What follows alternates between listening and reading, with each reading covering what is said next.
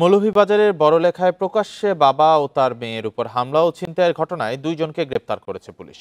শুক্রবার সিলেট শহরের শাহপরান থানার কাজিরবাজার এলাকা থেকে তাদের গ্রেপ্তার করা হয়।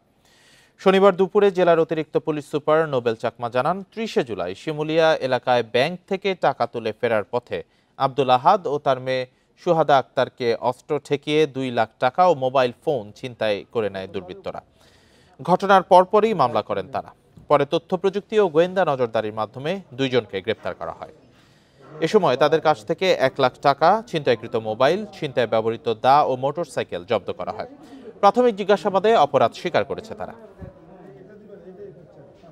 ডিজিটাল এবং অ্যানালগ বিভিন্ন এভিডেন্স এগুলা অ্যানালাইসিস করার পরে আমরা 5 জনের একটা চক্রকে আমরা শনাক্ত করি। এর মধ্যে 2 জন, একজনের নাম হচ্ছে সেলিম আহমেদ ওরফে বদলা সেলিম, আরেকজনের নাম হচ্ছে সাকিব ওরফে শাকিব। এই 2 জনকে আমরা গ্রেফতার করি।